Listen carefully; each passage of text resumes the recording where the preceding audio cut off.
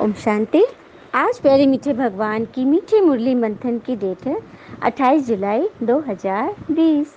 तो मीठे मीठे बाबा अपने बच्चों से कह रहे हैं, मीठे बच्चे, इस बेहद नाटक में तुम वंडरफुल एक्टर हो।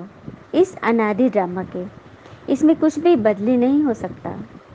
यह बेहद का नाटक है क्योंकि यह विश्व रंगमंच है जहाँ पर सभी आत्माएं अपनी एक्ट प्ले कर रही है।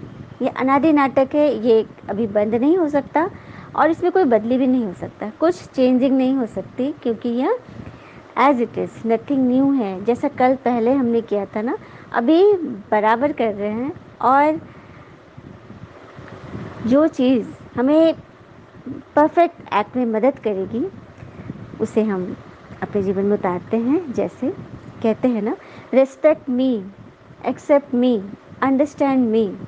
Relationship is not about wanting, relationship is about giving. I respect, I accept and I understand you. So shift from seeking to giving. When giving, you are the first to get. कितनी सुंदर बात है, हाँ। Because seeking creates vacuum और giving creates fulfilment. देने में लेना समाया हुआ है।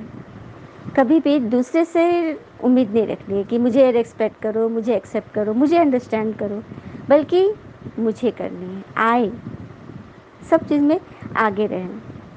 अपने मतलब मांगने वाली चीज़ को देने में कन्वर्ट कर दें। जब हम ऐसा करेंगे तो फिर हमें मिलने वाले में हम फर्स्ट हो जाएंगे। क्योंकि मांग किसी चीज़ की इच्छा खालीपन में देती है हमें, और देना हमें भरपूर करता है क्योंकि देने में लेना समाया हुआ है। तो बस इसी इसी नियम को फॉलो करके हम इस बेहद नाटक में अपना सुपर पार्ट प्ले कर सकते हैं। क्योंकि नाटक बड़ा है तो हम इसमें अच्छी रीति में चलना ही है ना, हाँ। फिर आज का प्रश्न दिया बाबा ने, बुद्धिमान दूरदेशी बच्चे की किस गुह्य राज्य को समझ सकते हैं।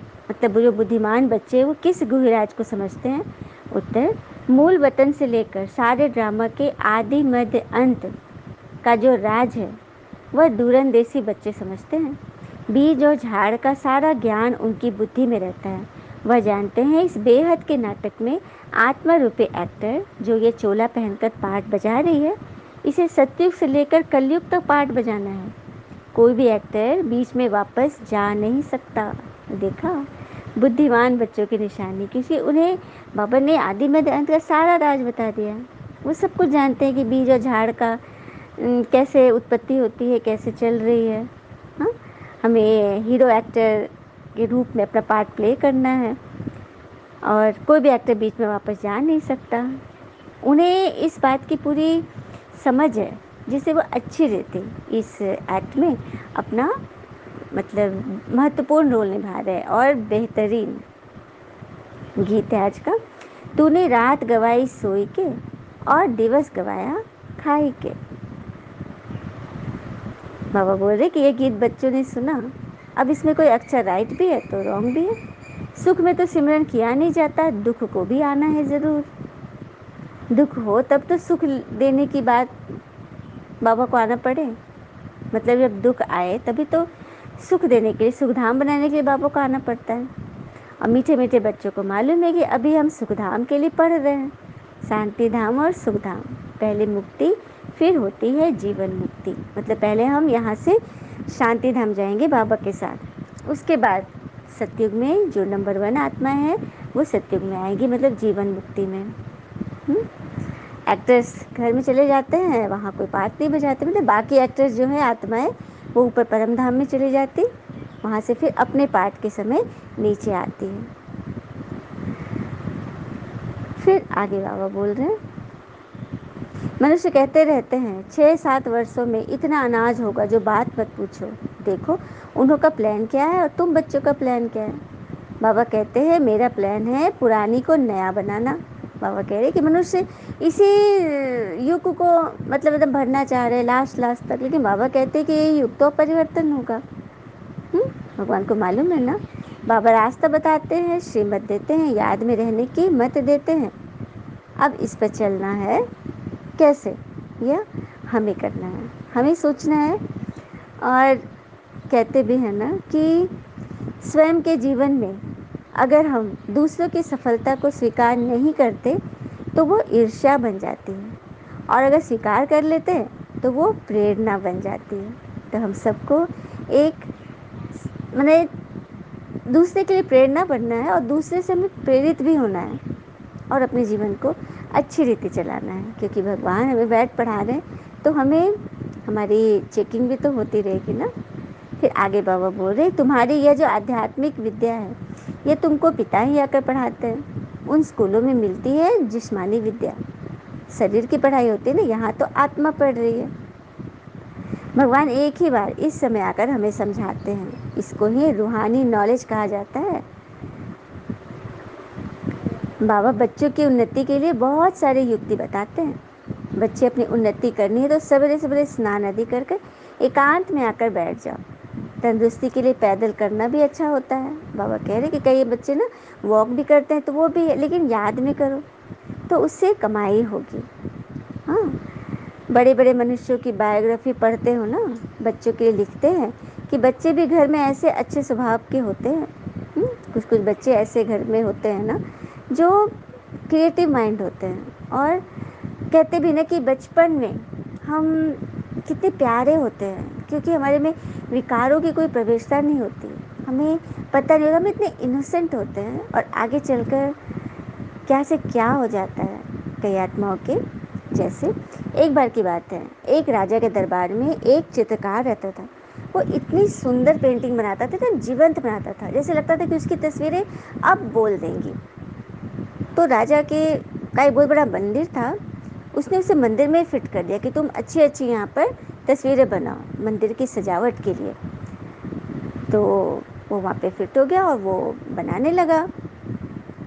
एक बार राजा ने बोला कि तुम ऐसी चित्र बनाओ जो कि बहुत ही प्यारा हो, बहुत उसको देख कर ही मतलब कृष्ण जी की मतलब झलकी दिखने लगे, कृष्ण के जी के अनुभव होने लगे, इतना सुंदर बनाओ। तो चित्रकार बोला कि मैं तो कोई चीज़ देख कर ही पेंट करता हूँ, तो आप मुझे कोई वैसा बच्चा मुझे दिखाइए, उसकी तस्वीर दीजिए, मैं उसे हूबहू बना दूंगा। अब खोज शुरू हो गई, वो प्यारा बच्चा जो कृष्ण जी के जैसा दिखे, काफ़ी खोजा गया। तो अचानक एक बच्चा उस मंदिर में आया और राजा को लगा कि नहीं ये अच्छा है, तो उसने चित्रकार को बोला कि इसकी तस्वीर उतारो। तो चित्रकार को बहुत पसंद आया, बच्चा इतना प्यारा था, इतना भोला था, छोटा सा बच्चा था। और उस चित्रकार ने उसकी पेंटिंग बनाई। पेंटिंग बहुत सुंदर बनी, बहुत सुंदर, एकदम सच में उसको देख कर एकदम देवत्व वाले भाव जागते थे कि इतना खूबसूरत तो देवी देवता ही होंगे, और इतना सुंदर, इतना प्यारा, भोला। फिर चित्रकार के मन में आया कि जब कंट्रास्ट बनाता हो, एक एकदम कृष्ण जैसा रूप है तो एक कंस जैसा रूप होना चाहिए। तो उसने राजा को फिर बोला कि मुझे कोई ऐसा व्यक्ति दिखाइए जो कि एकदम क्रूर हो, उसकी आंखों से एकदम क्रूरता झलक रही हो, एकदम उसको देख कर ही मतलब कि एकदम गुस्सा उत्पन्न हो। जैसे कृष्ण को देख कर प्यार उत्पन्न होता है, उसे देख कर एकदम नफरत जैसा हो, वो सीन मैं बनाना चाहता हूँ, ताकि लोगों को लगे कि देखो हमें जीवन में कैसा बनना चाहिए, क्या सही है हमारे लिए। तो राजा बोला कि ठीक है। उसके बाद खोज शुरू हो गई, कोई भी व्यक्ति वैसा क्रूर दिख नहीं रहता, जिसको भी हम लोग दिखाते थे तो वो चित्रकार को पसंद नहीं आया, और कुछ चित्रकार को पसंद है तो राजा को पसंद नहीं आया। इस तरह से कई साल बीत गए, 10 15 20 साल हो गए, और वो चित्रकार भी अभी तक ढूंढ रहा है, राजा भी ढूंढ रहे, कोई अवसर मिल ही नहीं रहा। तो अचानक एक दिन उस जेल में सॉरी उस मंदिर में एक जेलर आया। उसको जब ये पता चली कि ऐसे लोग की तलाश हो रही है व्यक्ति की, तो उसने बोला, कह रहे मेरे जेल में तो एक से एक क्रूर व्यक्ति दिखेंगे, तो क्यों ना उनकी तस्वीर बनाई जाए, आपकी खोज भी पूरी हो जाएगी। तो राजा को भी लगा हाँ ये सही है। फिर वो चित्रकार और राजा दोनों जेल में गए, और वहाँ एक व्यक्ति पर सबने उंगली रखी कि ये व्यक्ति बिल्कुल क्रूर है। सच में उसको देख कर नहीं मतलब एकदम गुस्सा आता था, एकदम घृणा जैसे आती थी। तो उस व्यक्ति को जब बोला गया कि तुम्हारी तस्वीर बनानी है, तो वो तैयार हो गया किसी भी तरह, और उसकी तस्वीर बनी। और चित्रकार बनाया चित्र और वो मंदिर में टांग दिया गया। सब लोग उसको देख करके एकदम बहुत सुंदर, एकदम जीवन तस्वीर, एकदम बहुत बढ़िया, सब बहुत पसंद की। उड़ते उड़ते उस कैदी के भी कानों में गया कि वो उसका चित्र बहुत पसंद किया जा रहा है। तो उसने इच्छा जताई जेलर से कि मैं भी वो तस्वीर देखना चाहता हूँ मंदिर में जाके। तो उसको ले जाया गया पुलिस कस्टडी में, और वो जब वहाँ जाके देखा वो चित्र, देखते ही वो फूट फूट कर रोने लग गया। अब सब आश्चर्य हो गए कि ये क्या बात है भाई, अपनी तस्वीर इतनी अच्छी बनी, उसको देख कर ये क्यों रो रहा है। तो जब कारण पता चला तब लोगों ने दांतों तले उंगली दबा ली। कारण ये था कि वो जो बच्चे की जो चित्र थी 10-12-15 साल पहले की, वो इसी कैदी के बचपन की तस्वीर थी। वो इसलिए रो रहा था कि मैं पहले कितना प्यारा मासूम भोला था और अब देखो मैं कैसा बन गया। तो देखा, जीवन में जब हम हीरो एक्ट नहीं प्ले करते, विलेन का एक्ट प्ले करते, तो हमारी छवि ऐसी बन जाती है, हम बिल्कुल बदल जाते हैं, हम पहले वाले हमारे में कोई निशानी नहीं रहती। और यहाँ वही बात है, हम सभी अभी ईश्वरीय संप्रदाय बन रहे हैं। उसके पहले हम क्या थे? हाँ, उसके पहले असुर थे, आसुरी संप्रदाय में थे, और फिर उसके पहले देवता थे। हम ही वो देवी देवता थे जो हम चित्रों में देखते हैं कि जिस तरह से देवताओं के चित्र कितने भोले, कितने हर्षित, कितने सरल दिखते हैं, वही हम थे। और अभी माया के संग में आकर हम कैसे बन गए हैं। तो बाबा हमें फिर से वैसा प्यारा बनाने आए हैं। अच्छा, मीठे मीठे बच्चों प्रति भगवान की नमस्ते। हम बच्चों की भी प्यारे शिव पिता को नमस्ते। और बाबा दिल से सभी आत्माओं की तरफ से आपको very very very good morning. धारणा के लिए मुख्य सार है, पहली पॉइंट, बुद्धि को ज्ञान चिंतन में बिजी रखने की आदत डालनी है। जब भी समय मिले एकांत में जाकर विचार सागर मंथन करना है। पिता को याद करके सच्ची कमाई करनी है। विचार सागर मंथन में हम सबसे पहले तो अपने स्वरूप को देखेंगे कि हम क्या थे पहले और अब क्या बन रहे हैं। भगवान हमें किस तरह से हमें इतना प्यारा बना रहे हैं। तो इसके लिए एक चीज़ हम सबको फॉलो करनी होगी कि हमारे जीवन की अधिकांश समस्याएं हमारे बोलने के तरीके पर निर्भर करती है। कि हम क्या बोलते हैं ये मायने नहीं रखता, बल्कि हम कैसे बोलते हैं यह ज़्यादा मायने रखता है। जैसे कि most of the problems of our life are created by the tone of our voice. It's not only what we say, but it depends on how we say. Today, let's give happiness to everyone with the tone of our sweet voice. जैसे कि बाबा हमें हमेशा मीठे बच्चे बोलते हैं ना, हाँ, सब के लिए बाबा कभी नहीं बोलते कि तुम कड़वे हो, तुम तीखे हो।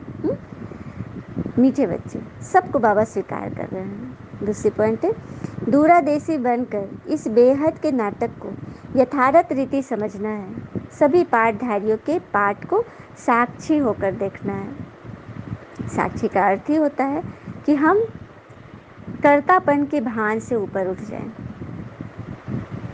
कि हम कर रहे हैं। यहीं पे तो हम फंसते हैं। अब जैसे ये श्वासें जो शरीर के अंदर चल रही है, क्या ये हम कर रहे हैं? हमारे बस की चीज़ है? यदि हमारे बस में होती तो हम किसी दिन सांस लेना सच में भूल जाते, क्योंकि हम कोई काम रेगुलरिटी से तो कर ही नहीं सकते। और शरीर के अंदर ये जो हम रोटी खाते हैं और वो खून बनता है, ये कौन कर रहा है? ये पाचन तंत्र, ये सारी क्रियाएं अंदर की कैसे हो रही है? कभी हमने सोचा इस बात में? कौन कर रही है? तो ये आत्मा कर रही है, क्योंकि आत्मा की ये प्रॉपर्टी है। आत्मा राजा है और परमात्मा के डायरेक्शन से कर रही है। कनेक्शन टू गॉड है वो, लेकिन हम उसे भगवान से दूर कर रहे हैं। हम उसे अच्छी रीति पाल नहीं रहे। जो उसके शौक है, जो उसकी गुण है, पहले तो चलो हमें पता ही नहीं था, लेकिन अब जब पता चल गया है तो हम उसे अच्छी रीति चलाए ना। हाँ, उसे खुश करें ना, क्योंकि उसका सर्व संबंधी एक पिता परमात्मा है। जो हम आरती में गाते हैं ना, तुम ही माता पिता बंधु सखा, ये वही तो है। आत्मा का सब कुछ परमात्मा है। बाकी शरीर के हमने अनेकों नाते रिश्तेदार हर जन्म के अलग अलग बनाए हैं। देखो ये सब कुछ ऐसी बातें हैं ना जो मंथन में हमेशा रिपीटेड होती है। तो ये वो सच्चाई है जो कि कभी हम इससे बच नहीं सकते। इसे तो हमें ग्रहण करना ही है कि जो कुछ भी है पर आत्मा का परमात्मा है और उसके नियम पे चलना है। तो सारी क्रियाएं जो हमारे अंदर है उसे आत्मा साक्षी भाव से देख रही है ना। वो कभी कुछ बोलती है क्या? बस करते जा रही है। लेकिन बोलते हैं हम, हमारा शरीर बोलता है कि हमने किया, मैं ऐसा हूँ, मैं वैसा हूँ। और एक सेकंड जब आत्मा निकल जाती है ना तो शरीर के सारे हम वहम भ्रम सब खत्म हो जाता है ना। चलिए हम सभी वापस से मीठे मीठे वरदान लेते हैं। बाबा ने आज हमें कौन से वरदान से सजाया है, उस वरदान को हम याद भी करेंगे और जीवन में धारण भी करेंगे। क्योंकि जब तक धारण नहीं करेंगे तब तक हमारे जीवन में परिवर्तन की कोई गुंजाइश नहीं रहेगी। नहीं तो वही हो जाएगा लौकिक पढ़ाई जैसा, पढ़ा और भूला। शरीर जब उल्टा घड़ा बन जाएगा तो कुछ भी अंदर नहीं जाएगा। इसीलिए यह ज्ञान आत्मा सुन रही है परमात्मा की याद में। आराम से बैठते हैं हम सभी, बिल्कुल शांतचित्त अवस्था से।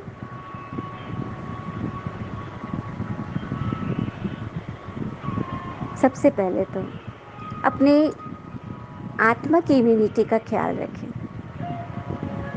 शरीर का तो हम रखते ही हैं, आत्मा की इम्यूनिटी प्रेम, सुख, शांति, आनंद, शक्ति, ज्ञान, पवित्रता में टिकने से होगी, वह स्वस्थ होगी।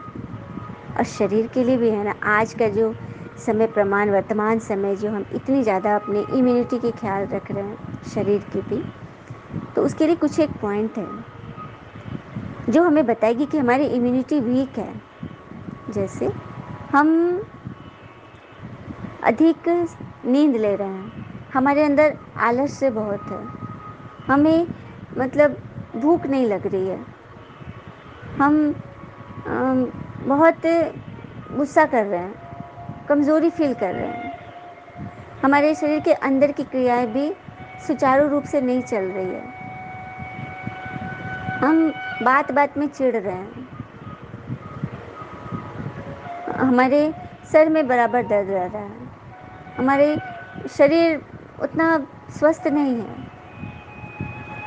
जो भी चीज़ हमें तकलीफ़ दे रही है, हम कमज़ोर हैं उसमें, तो इसका अर्थ है कि हमारी इम्यूनिटी वीक है।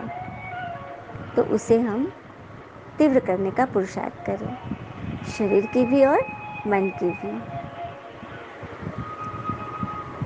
वरदान है, मास्टर ज्ञान सागर बन, गुड़ियों का खेल समाप्त करने वाले, स्मृति सो समर्थ स्वरूप भव।